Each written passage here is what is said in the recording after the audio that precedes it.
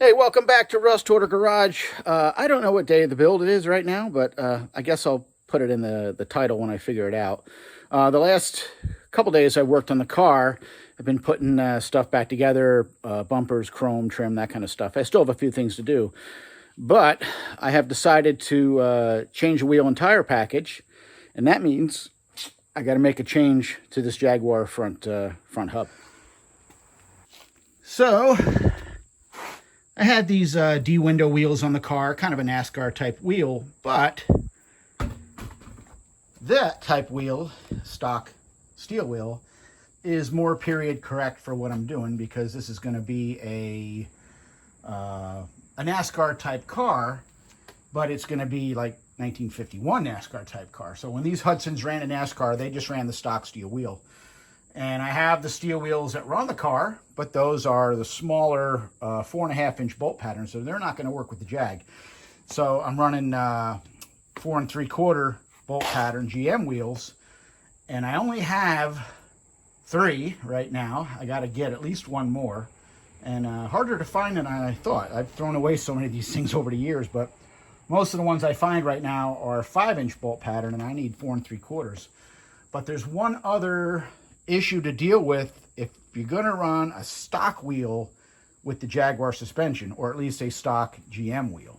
So on the Jaguar front, this hub diameter here is a little bigger than GM, which means that if you go to just stick a stock wheel on here, this inner diameter is too small and the wheel will not fit on the Jag front.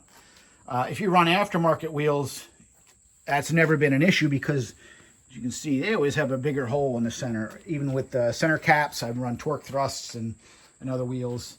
And also, if you run a spacer, sometimes that takes care of the problem for you. You don't have to worry about it. But I have had to machine out the inside of spacers too. So again, it all depends on your combination.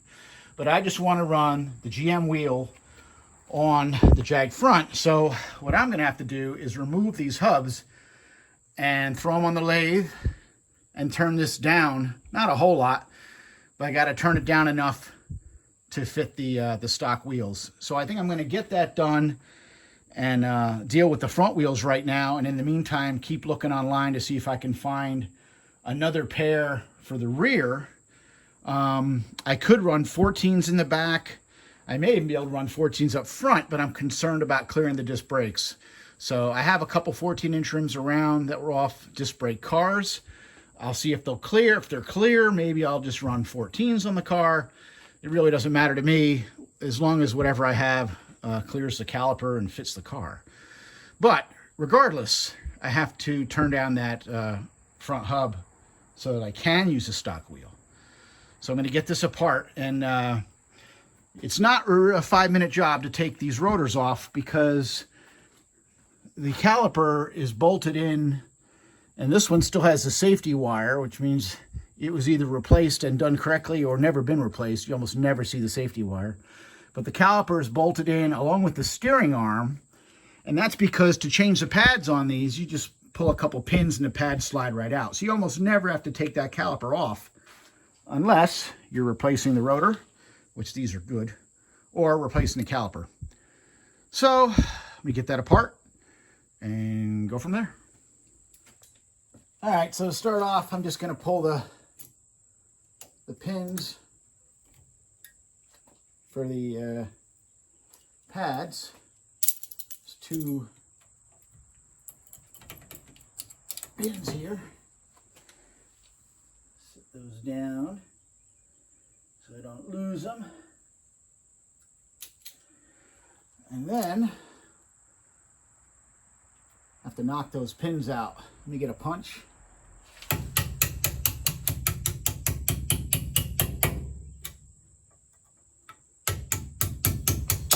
Those out of there. And the pads. Should be able to make a little bit of clearance here.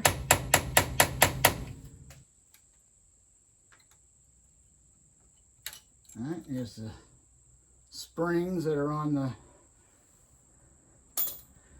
pads here. They clip onto the pad, and then the pins go in front of the spring to keep it in place.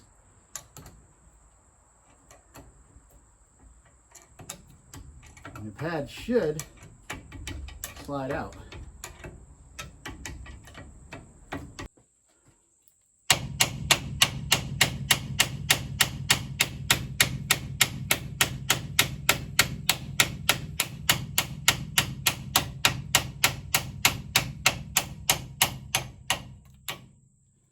Goes.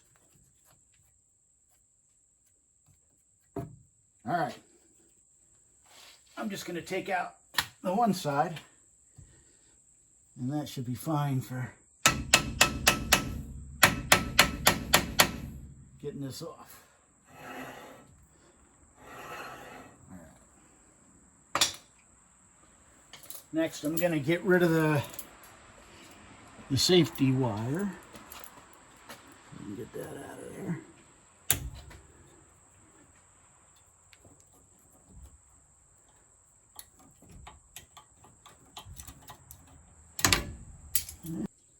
This is just for those of you who have put a Jag in your project. Be prepared to deal with safety wire if you're taking things apart in certain areas. And it almost never goes back in place. So I've never put it back in. I just tighten the bolts and go. All right, I got 2 bolts holding the caliper on. One of them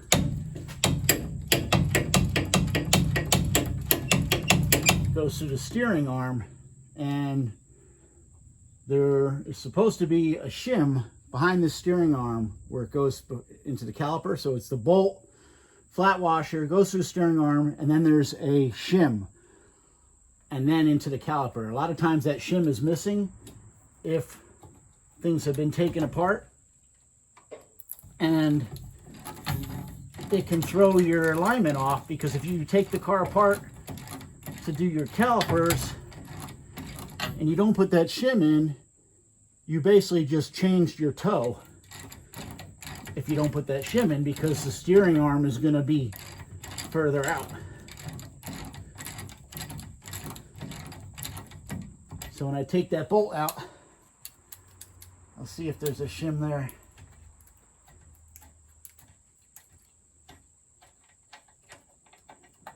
All right, there's the upper bolt.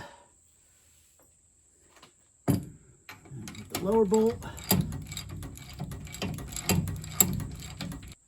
One thing I forgot, and this is all for you Jag guys, is the caliper has a hard line from the hose to the caliper, and the bracket that holds that hard line has another bolt up top behind the shock.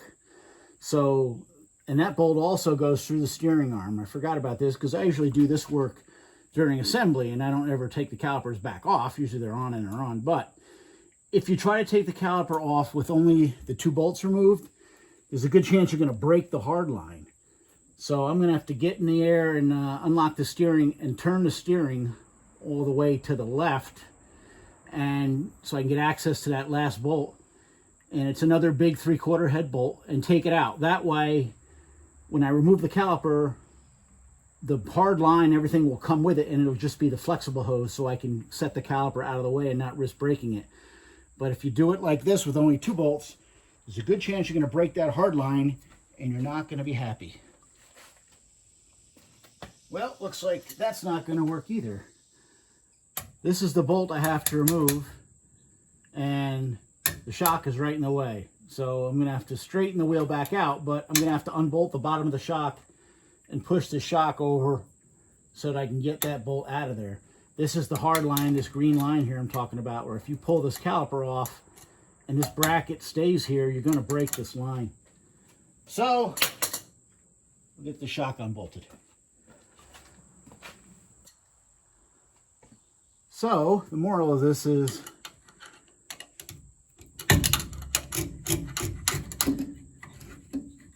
if you're gonna use stock GM wheels, take care of this problem before you do all your assembly. Get the hubs turned down before you get into this.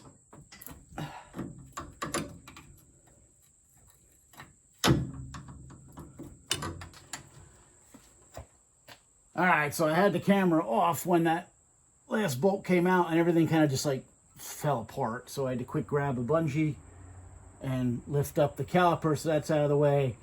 Steering arm is now loose. 2 shims fell out. Very thin washers that go right here between the spindle and the steering arm. But now the rotor's free, so I'm going to pop off the cover on the castle nut, get that apart, get the hub off.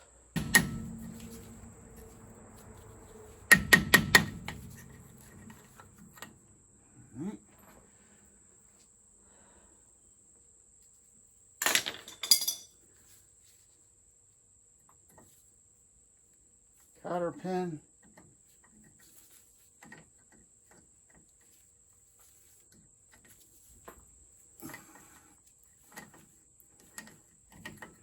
All right. Little cover for the nut.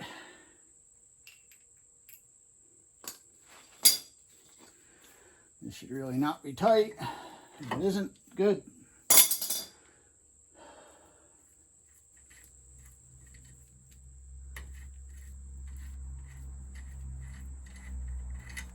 All right, outer bearing. I'll just pull this rotor out a little bit, push it out. There's the bearing and the washer. And now this thing's ready to come off.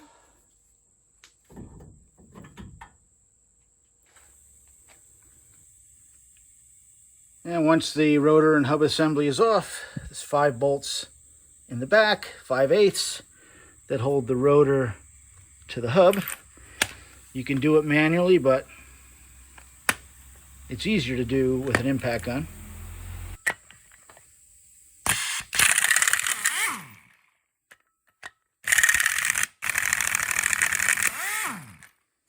You get the idea.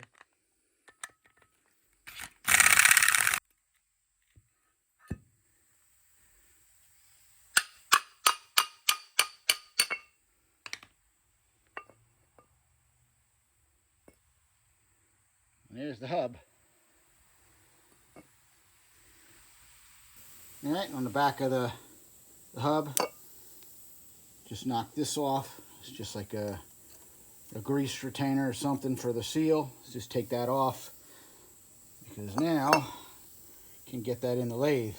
All right, I got the hub up in the lathe. I'm only taking off like 5/1000ths at a time, because I'm not a machinist. And who knows if my speeds are correct or whatever, but it works. I got a caliper set as a go, no go. I got to get it down to that dimension. And the reason I know that dimension is because I have a spare hub here that I turn down. And that is my, say, reference.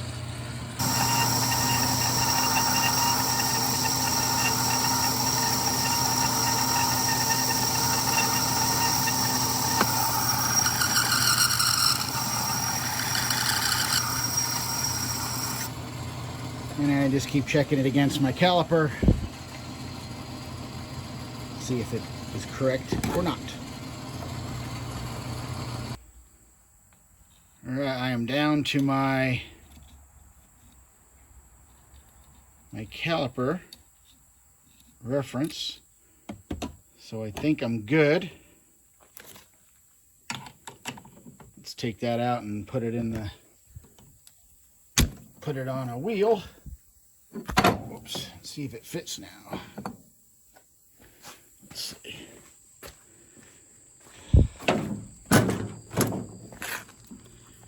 See if it fits.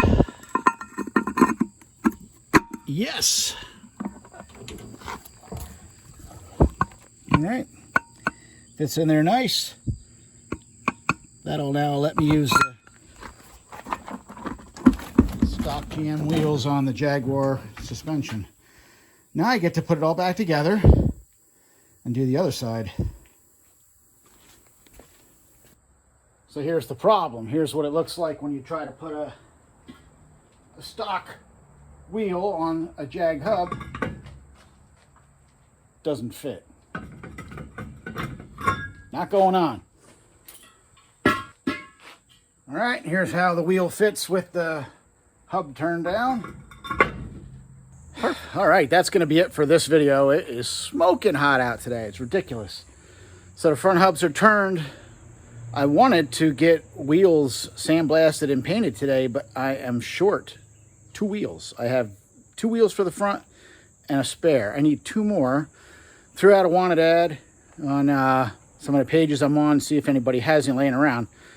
I can't believe I don't have any. I must have thrown out a zillion of them over the years, but I don't have any 15-inch stock steel wheels. So I got to put out some feelers, find some, and maybe I'll end up just doing the fronts for now. But I got to get the wheels done, and I want to get the car down, get the dash out, and start working on the dash. So that is it for this one. See you on the next one.